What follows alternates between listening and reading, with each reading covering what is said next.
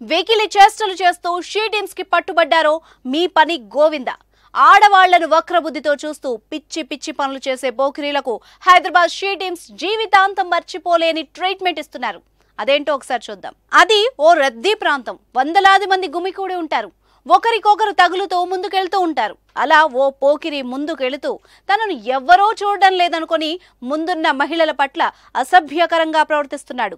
రద్దీలో బాధితులు వెనక్కి చూసేలోపు ఆ వ్యక్తి బిత్తిరి చూపులతో తనకేమీ తెలియనట్టుగా ప్రవర్తిస్తున్నాడు. గజం కేవలం 26,000 రూపాయలతో 165 గజాల భూమి కేవలం 52 లక్షలు మాత్రమే. ఇంతలో అక్కడున్న షీ టీమ్స్ అతన్ని పట్టుకొని స్టేషన్కి తరలించారు.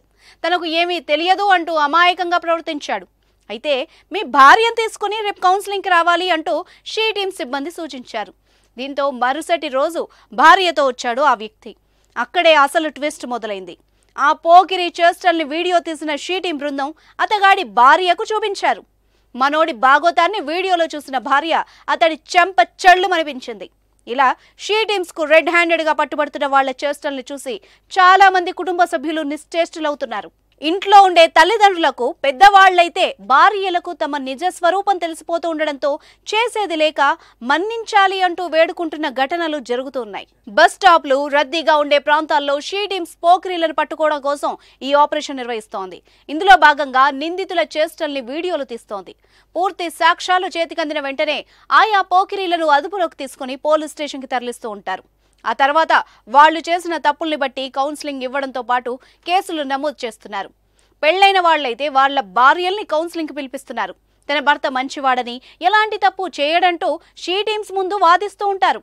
అయితే కౌన్సిలింగ్ చేసే వాళ్లు ఒక్కసారిగా ఈ వీడియో చూడండి అంటూ వాళ్ల భార్యలకు చూపించేస్తున్నారు. దీంతో ఆ వీడియోలను చూసిన సదరు భార్య శివంగిలా మారి కొందరు భర్తల చెంపలు చెళ్ళు మనిపిస్తున్నారు. అలాగే పెళ్లి కాని యువత, మైనర్ పిల్లల విషయంలోనూ తల్లిదండ్రులను పిలిచి ఈ వీడియోలు చూపిస్తున్నారు. ఈ కౌన్సిలింగ్తో పోకిరీల మైండ్ సెట్ మారుస్తున్నామని నగర మహిళా భద్రత డీసీపీ కవిత తెలిపారు. చూశారుగా, ఆడవాళ్ల వైపు కన్నెత్తి చూశారో షీ టీమ్స్ చేతిలో ఖతం అవుతారు.